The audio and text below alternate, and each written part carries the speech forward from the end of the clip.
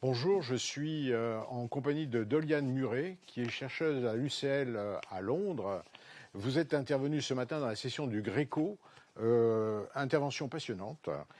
Nouvelle forme de plasticité somatosensorielle à distance, mise en évidence par les interactions entre la main et le visage. Alors, est-ce que vous pouvez nous faire un bref rappel et un bref résumé de cette intervention? Oui, avec plaisir. Donc, en résumé, on a montré, donc on connaît déjà, pour avoir un peu de contexte, qu'on connaît dans la littérature, on sait que si on a par exemple une amputation d'un membre supérieur, on va avoir des phénomènes de plasticité, notamment des régions corticales adjacentes, et donc avec des effets au niveau de la représentation du visage, qui est adjacente au niveau cortical. Et on a montré dans nos études que en induisant une plasticité, cette fois-ci en augmentant les afférences sensorielles au niveau de la main, on arrivait aussi à induire des phénomènes de plasticité au niveau du visage, donc à distance, et avoir des bénéfices, cette fois-ci, perceptifs, et non pas une forme de compétition entre les représentations. Voilà. Il y a simplement un recrutement ou une plasticité qui se met en place sur l'hémisphère contralatéral à la stimulation ou bien également sur l'hémisphère homolatéral. Alors, ça reste à être confirmé. Pour l'instant, avec les données que nous avons, on a l'impression qu'on a un effet aussi dans les interhémisphériques, dans l'hémisphère ipsilatéral à la stimulation. Mais on a aussi vu avec des données IRMF qu'on a une altération des informations liées à la représentation du visage au niveau même de la représentation de la main. Donc on pourrait avoir un effet bilatéral, mais localisé uniquement au niveau de la représentation de la main. Tout votre topo et l'expérience que vous avez menée était sur la simulation de l'index. Il y a d'autres doigts, il y a eu, je crois, l'auriculaire également. Alors la stimulation a toujours été, dans ce que je vous ai présenté, a toujours été réalisée au niveau de l'index de la main droite, qui est très, très spécifique, je vous l'accorde. Au niveau des auriculaires, on avait juste regardé l'acuité spatiale à ce niveau-là, donc après la stimulation sur l'index. Mais il y a des études qui ont essayé de stimuler tous les doigts d'une même main, par exemple.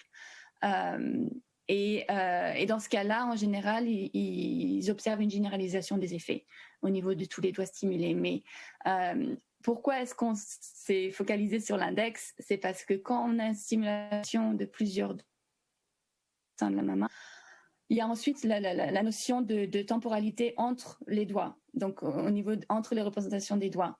Et il y a des études qui ont montré qu'on va avoir des effets différents en fonction de si on les stimule tous de manière synchrone ou si on a une stimulation asynchrone des différents doigts. Donc on voulait s'abstraire un petit peu de cet effet supplémentaire de co-stimulation de différents doigts en se focalisant vraiment juste sur un seul doigt.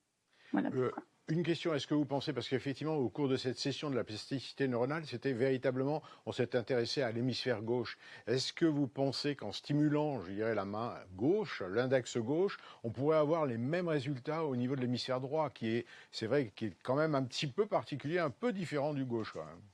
Oui, alors c'est quelque chose d'important à préciser ici, c'est que dans toutes nos études, on a testé des sujets avec main dominante droite. Donc, on stimulait la main dominante. Et les études n'ont pas été publiées, mais un de nos collaborateurs qui travaille en Allemagne a essayé de stimuler la main non dominante, donc par exemple la main gauche de certains sujets. Et dans ces cas-là, donc on ne sait pas au niveau cortical, mais au niveau perceptif, on n'observe pas du tout les mêmes patterns. Donc, il pourrait y avoir une grande différence à ce niveau-là. Donc, tout ce que j'ai montré était vraiment en stimulant la main dominante.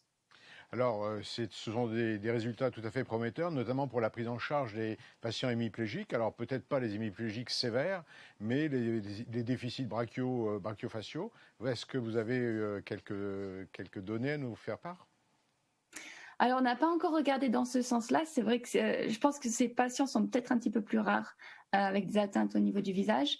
Mais on a commencé à essayer de faire l'inverse de ce que l'on a fait. Donc, à stimuler le visage et à voir si on peut avoir une récupération au niveau des membres supérieurs. Et on a essayé, on est en train de faire une étude pilote sur des patients AVC donc avec atteinte du monde supérieur, et on pourrait avoir apparemment, d'après les résultats préliminaires, un effet bénéfique suite à la stimulation du visage. Écoutez, merci infiniment et avec de toutes ces perspectives tout à fait encourageantes. Merci beaucoup. Merci à vous. Au revoir. Au revoir.